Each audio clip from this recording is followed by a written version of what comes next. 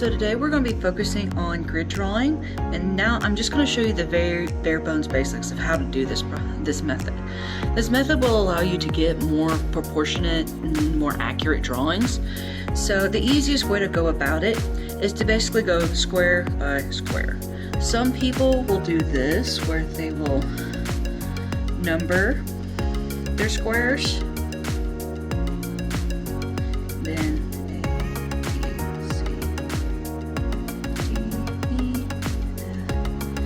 and then they'll come down here and do the same thing. 2, 3, 4, 5, 6, 7, 9, A, B, C, D, E, F, and G. So sometimes that helps people keep track. So it's like, okay, so B2, I need to be doing exactly what this is right here in B2. So there's not really a lot in this image where it's across the top. Mainly there's like a little bit here, like a little bit of a line that crosses here, because I can see it cross over to here, and then it goes down into, and if we go down into B1, we can kind of go, okay, now I can see where it crosses here, so my goal is to make a curve like that. And I need to go down into C1. Now it's not quite to this, it's just a little bit before it. Now in D, it crosses over here, and it curves, and it comes to here. You use the grid as a tool, basically, to determine where your lines go. I'm gonna go back up here.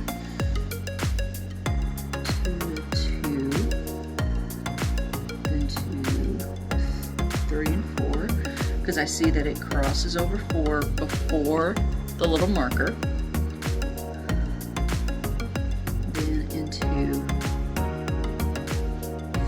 5C. So 4C, it's here. 5C. So there I can go.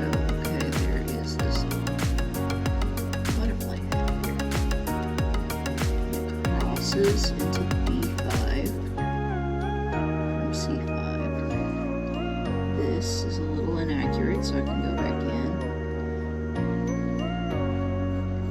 and fix it. So I'll erase that out. Then I can work on this side. I'm looking at 7, and it crosses over B6 here. Now what this does is it lets you work, I tend to work full scale, but you can work literally one square at a time. So if you don't want to move on from B1 and you just want to continue finishing out the lines of B1,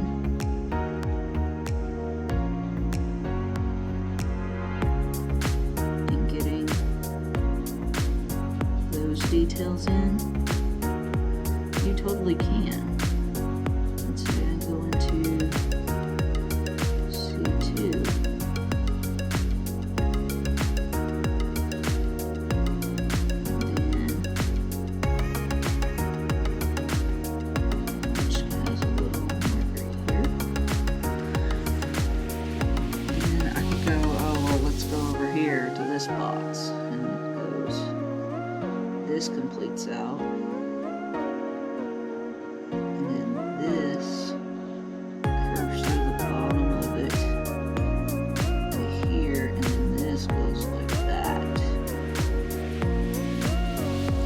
So basically, you're filling in one box at a time. Some people tend to have a little bit of difficulty with this, and they'll get sticky notes and like cover up pieces at a time. Let me grab some real quick for a good example.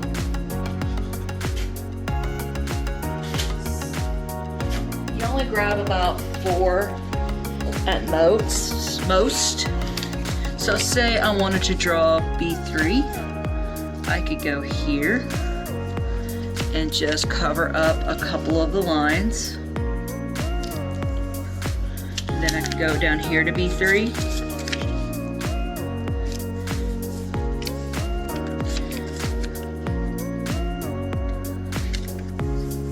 And that helps me go, okay, B3, this is all I see in B3. I see this curve, and I see a curve of it, but it goes a little further, and then a curve like this, and then one going like this. Okay, now I can pick it up. I can move to the next square. Say I want to do C2 next. I can go stop right there, stop right there.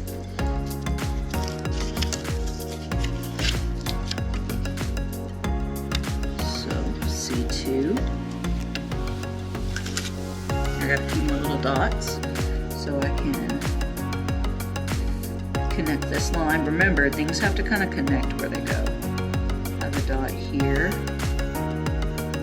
circle here, because I'm using the grid as a measuring device.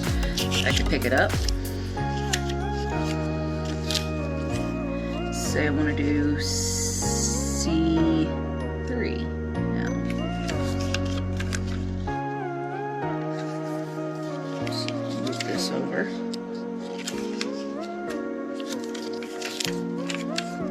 Now notice I'm not covering up all edges of the square. The big reason for that is I need to see where some lines connect out. So like this curves down. I need to see where my previous lines were. Now I can see there's the corner of the grid, so I need to come down a little bit, straighten out to here because this and this are close to meeting, and down this way, and there is a line that goes almost across. So I would just pick up and I just reposition. It's a slow process, but if you look so far, look at the accuracy that I'm getting. Let's see, that's 3 and under C. So I'm getting something fairly accurate going throughout the whole drawing. All I have to do is just keep up this method and I will have an exact copy of this right here. Almost exact, not perfectly exact, but mostly. So it's all about just breaking down your objects into these boxes. So you're just going line by line, shape by shape.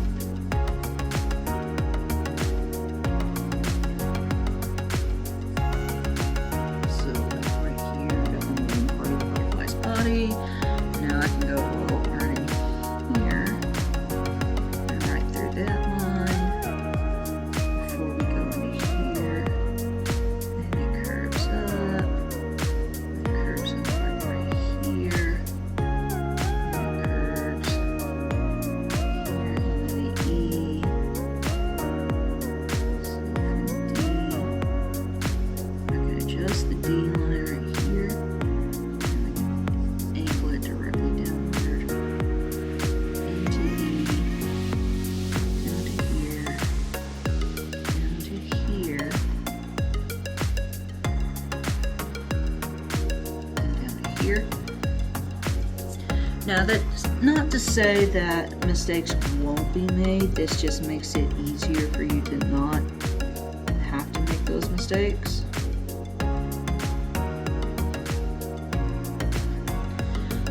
See, now I'm starting to get a little bit more accurate.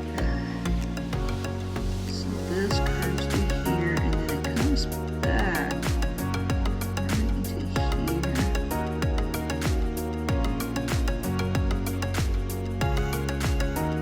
There's a little hump, and then it curves across to here. Still starting to look like this butterfly here. So say I want to go here now.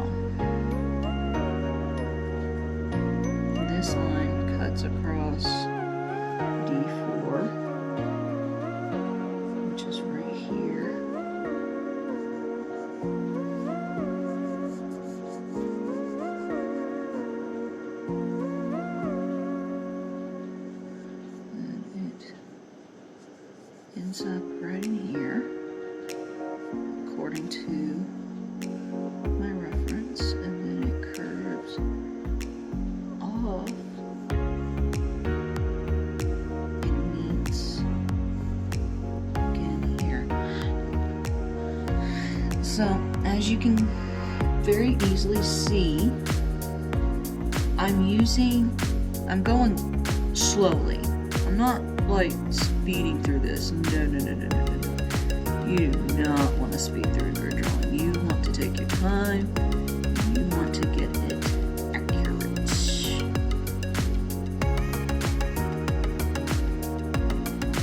There's a little line connecting here in this box.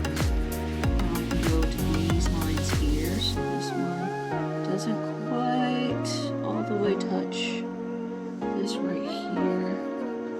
And I can go over, and these lines are practically even with each other. This line crosses here, where this crosses, and it goes to here. And we have another here, almost midway through the box. And here, and here. Oh look, my butterfly's starting to look way more like the picture now. So now I can go, in D4.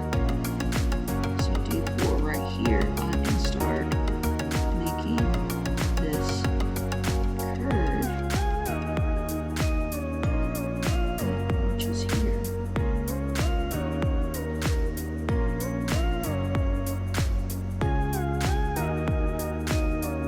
And then I can start going all about the lines.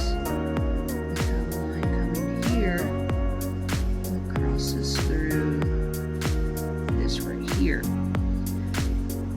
Then another one that comes to the point here. So as you can see, it looks complicated, but it's a very simple drawing method that gets really good results. In the long run, you'll get some really nice results from this method. I've had some students who continued working in grid method even after the initial project because they really liked how simpler it was to draw. They didn't have to pull straight from their head. Or from their eyesight, they could go, oh, well, this is how it is in this drawing. I can get it almost correct without working near as hard.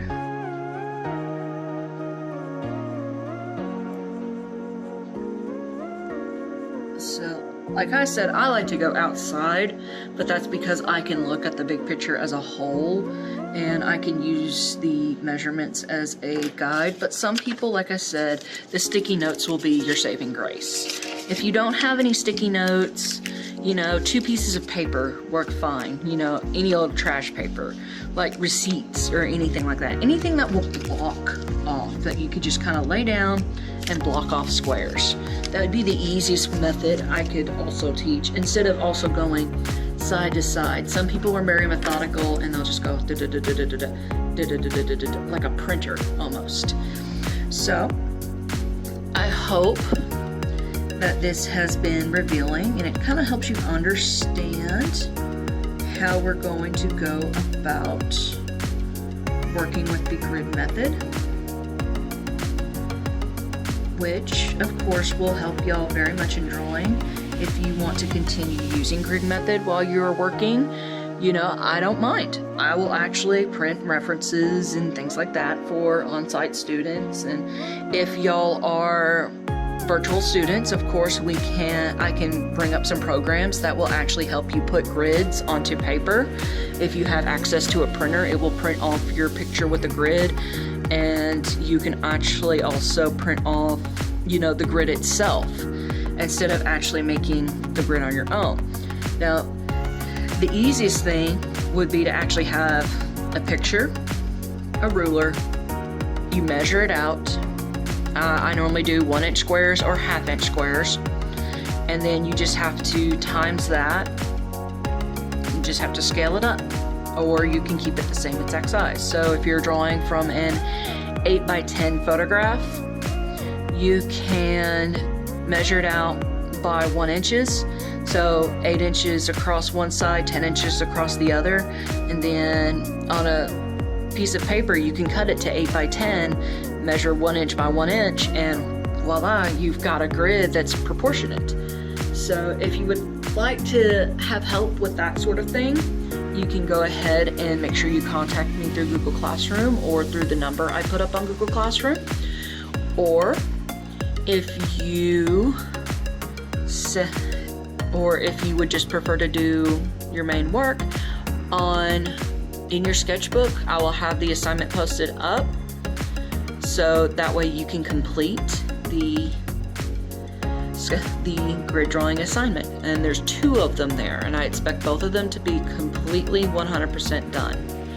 So these will be the only grids that we're going to work with. I just really want to introduce you to the method instead of like hammering it in very, very hard, because I think once you got it, you got it.